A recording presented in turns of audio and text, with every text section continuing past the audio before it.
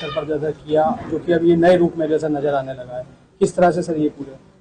हम पहली बार इस किले के ऊपर, और ये जो किले का प्रवेश द्वार है जिसे कारवां सराय कहते हैं, इस पर 5 जनवरी 2025 को आए और उसके बाद आर्कियोलॉजिकल सर्वे ऑफ इंडिया को पत्र लिखा गया, मेरठ के अधिकारियों से बात की गई, फिर यहाँ पे जो नोडल हैं राजेश मीना वो लगातार यहाँ पे रहे और जून 2025 से इसका कार्य आरंभ हुआ और फरवरी 2026 में इसका कार्य पूर्ण हुआ। इसमें कुल 29 लाख रुपए का व्यय आया। अभी यहाँ पे आंशिक कार्य हुआ है।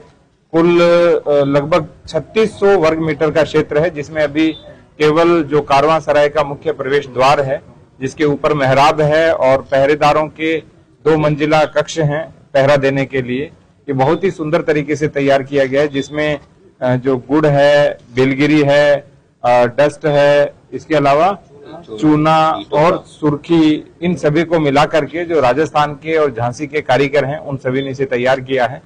शेष जो स्थान है वहां पे जो अस्थायी रूप से जिन्होंने अपने जो पशु हैं बांध रखे हैं, भैंस हैं, गाय हैं, वो बांध रखी है, उन सभी को हटवाने के लिए निर्देशित किया है और शेष सभी को जिनके मकान हैं उन्हें एक निश्चित स्थान देकर आवासीय लगभग 200 वर्ग गज का या 120 वर्ग गज से 200 वर्ग गज के बीच जितना भी स्थान उपलब्ध होगा उनको दे करके फिर उनकी सहमति से उनको वहां हटाया जाएगा। सर, जिस तरीके से इस पूरे किले को जो है सर संवारा गया है, तो क्या संभल की ऐतिहासिक जो भी सर धरोहर है उनको सर इसी तरह से जैसे संरक्षित किया जाएगा? संभल एक ऐसा स्थान है जहाँ पे कुल 9 स्थान हैं जो एएसआई के अंतर्गत आते हैं, जिन्हें एएसआई ने निर्णय भी लिया है। हम हर 15 दिनों में रिमाइंडर भी भेजते हैं और अभी ये भी तैयार हो रहा है। फिरोजपुर का जो किला है वो अगले सप्ताह तक तैयार हो जाएगा। नेक्स्ट वीक हम वहां भी जाएंगे और इसके साथ साथ 7 स्थल और हैं जिनका पुनरुद्धार हो रहा है। एक विवादित स्थल है,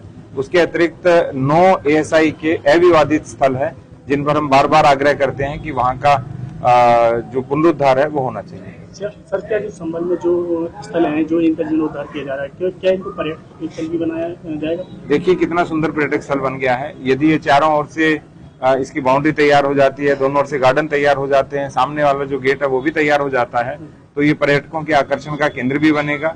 यहाँ पर कोई शॉर्ट मूवी शूट करना चाहता है वो भी हो सकता है, या जो वेडिंग शूट्स होते हैं वो भी यहाँ किए जा सकते हैं, प्री वेडिंग शूट है, और टूरिस्ट के घूमने के लिए तो बहुत अच्छा स्थान ही बनी गया है। जैसे इसकी जो और भी जो जगह है इस पर जो कब्जा किया गया, तो किसकी लापरवाही मानते हैं ये पहले से कार्रवाई क्यों नहीं? देखिए 1936 में पहली बार इसको एएसआई ने डेजिग्नेट किया था और उसमें दिखाया गया था कि कुछ बसावट है, तो जो उसके बाद की बसावट है और नवीन बसावट है वो सारा का सारा अतिक्रमण है।